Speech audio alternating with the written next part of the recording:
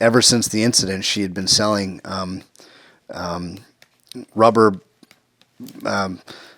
pieces of poo.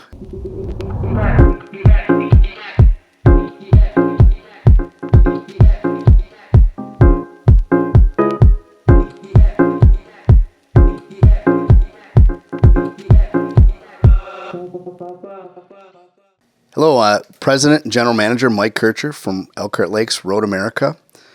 Our back bar chat today. There's a lot of stories that I probably could tell in my 18-year career at Road America, but one that sticks out: a few years ago at an IndyCar race, we had a bit of an unfortunate incident with a driver who was having a bad day. He was just having a bad day. His car wasn't handling. There were some mechanical gremlins that were plaguing him in a practice session, and lo and behold, in that session, another driver got in his way. And Will Power was the individual that we're discussing, and Mr. Power was trying to overtake Scott Dixon, and the two collided somewhere between turn 12 and 13. He's just trying to... Oh, wow. And straight into concrete as well. No tire barriers there, no safer barriers. Ended their afternoon session. Upon that, it was the end of the day.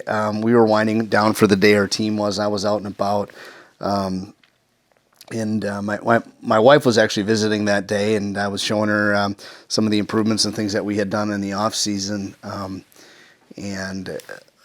happened to get a social media hit. Will was in the pit lane live on the broadcast, and he was complaining about a lot of different things. The driver that got in his way, and the part that broke on his race car. And one of the comments he made was the racetrack. He kind of threw our team under the bus a bit. Right. First of all, that was a pretty impressive save. Yeah, I know. This track's terrible when you go off. They do a terrible job here, so they need to pick up their game. Anywhere you go off, you almost break your back every time. Done it a couple of times this weekend, so need a kick in the butt for this place. And said we do a terrible job with the track surface in the runoff area. So kind of took it to heart and sprang into action. We do a lot of stuff to keep the drivers comfortable throughout the week that they're there. One of them is servicing their RVs, pumping their waste, and delivering fresh, clean water and anything else that they need. And I wasn't sure at the time how it was going to go. My wife actually probably tried to talk me out of it as we took our golf cart and went and looked for a poop truck that we commandeered, and the owner gave us permission, but we took the thing and put it, had it delivered right next to Mr. Power's motorhome. While he had family and guests over under his awning, there was a whole crowd of people there, and we pulled the thing, 5 feet from their awning, and just parked it and got out and walked away. And it sat there for a wee bit, probably a good half an hour, 45 minutes. And at that moment, Mr. Power was trying to contact me to apologize. I had gotten calls from 2 or 3 people. He was looking for my phone number, and he felt bad about what he said, and he didn't mean it. And we never did connect that night. The first opportunity that I did see him was the next day. But long and short, he was able to move the pumper truck, and there's videos of him actually driving that truck in the driver coach slot, and he returned the favor. He went and parked it right by Mr. Dixon's motorhome in good spirit, and it went from there. The next morning, I walked in race control, and I did not know that this got out. Marshall Pruitt had reported on it, and it turned into, overnight it turned into a story. And got here this morning, and I've had a couple folks tell me this story now, confirmed by the track as well. Track president Michael Kertscher sending a little message to our friend Will Power. Will Power yesterday calling this basically a shit track. And so what did the president of Road America do?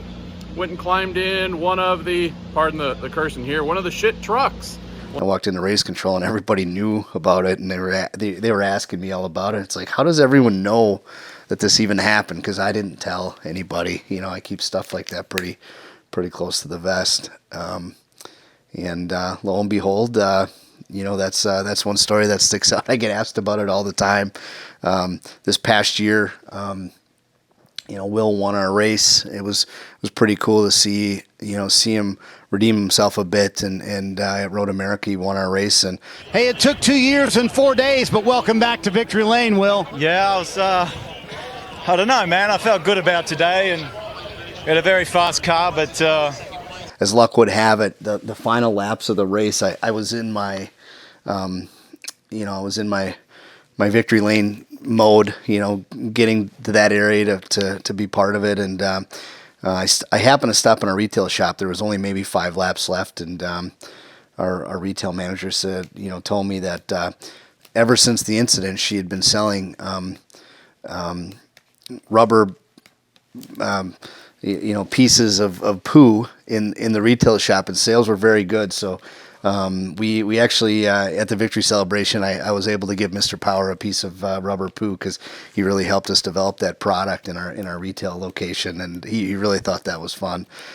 We joked about it a lot, but there were shirts made. Somebody made some shirts as well to remember the story. And we did retail the shirts and donated the proceeds to Will's charity, you know, following that. So we had some fun with it. But it definitely was meant to prove a point to Mr. Power. And, you know, I think the point was delivered. And we're still friends. So it all works out. You've driven many things in your career, Will Power. You've now driven a shit truck, I'm told, and moved that in front of Dixon's bus. I think that might be your most impressive drive ever. Do you agree? I love driving trucks, so I had to take the opportunity to move it, yeah. Is that not the perfect way to kind of just end that, though? Like a little bit of humor? Yeah, it is.